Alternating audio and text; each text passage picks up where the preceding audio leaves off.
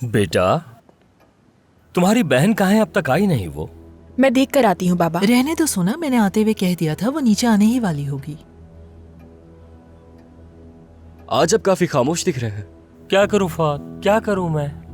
बेटा, जानते हो कितनी बड़ी मुसीबत से निकल के आया हूँ मैं। इंसान ऐसी मुश्किलात में बहुत घबरा जाता है और वो समझ नहीं पाता कि उसका कौन दोस्त है और कौन दुश्मन। काजिम साहब, हम पर भरोसा करें, हमने सब कुछ संभाल लिया है। फिक्र करने की कोई बात नहीं है। इंशाल्लाह ऐसे ही हो। खुशामदीद बाबा। खुश आमदीद बेटी।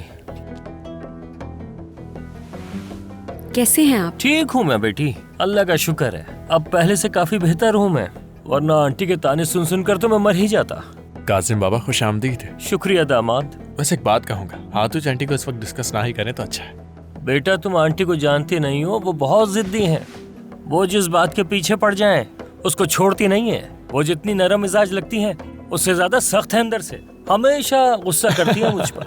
वो मुझे देखकर हंसती तक नहीं है।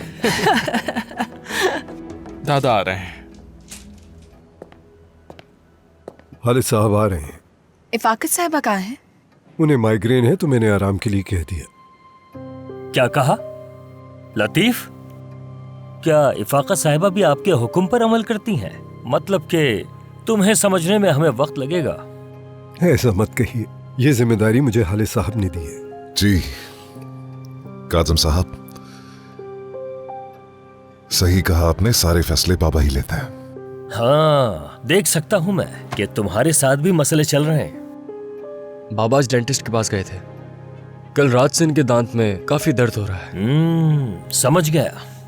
ये दांत का दर्द बेचैन कर देता है। हाँ ऐसा ही है। चलें खाने की मेज पर चलता है। दामाद जी। क्या मेरा हाथ पकड़ सकते हो? जी बिल्कुल, क्यों नहीं। अभी भी दर्द है क्या? आप पकड़ो मुझे। बात सुनो, तुमसे कुछ कहना है मुझे, ठीक है? लेकिन ये सरप्राइज है और तुम ये सरप्राइज बर्बाद मत कर देना। सरप्राइज? हाँ।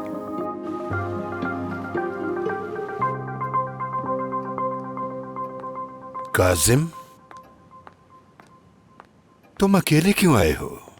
खालिद साहब, दरअसल आंटी की तबीयत ठीक नहीं है, इसलिए मुझे आज अकेले आना पड़ा।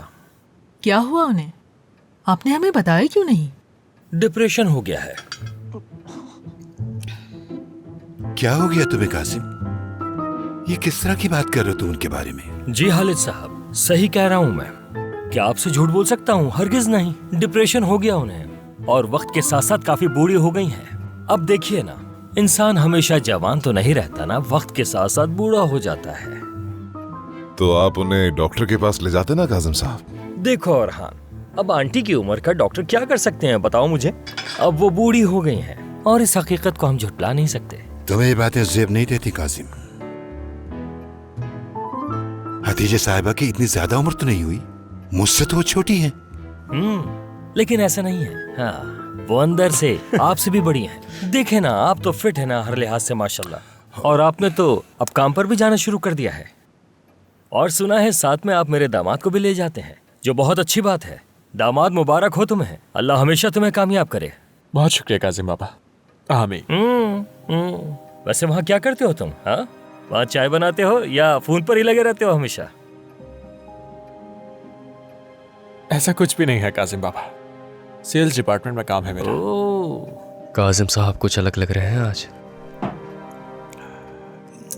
मैं एक बहुत ही अच्छे डॉक्टर को जानता हूँ, उसके हाथ में बहुत शिफा है। मेरे ख्याल में हदीजा साहिबा को उसे दिखाना चाहिए। और सिरान बेटा, मुझे तुमसे शिकवा, तुमने मुझे क्यों नहीं बताया? मुझे तो बताना चाहिए था ना। खालिद साहब, यकीन करें मुझे भी अभी पता चला है। बेटी, तुम्हारी अम्मी तक को नहीं पता अभी, सिवाय मेरे किसी और को भी नहीं पता। खैर, किन बातों में लग गया? खाना खाएं आप लोग, भूख लगी होगी आप लोगों को। जब से मैं खाने पर बैठा हूँ हर कोई खामोश हो गया है। क्या बात है? समझी? हाँ। क्या कोई मसला चल रहा है घर में? तुम बता सकते हो मुझे?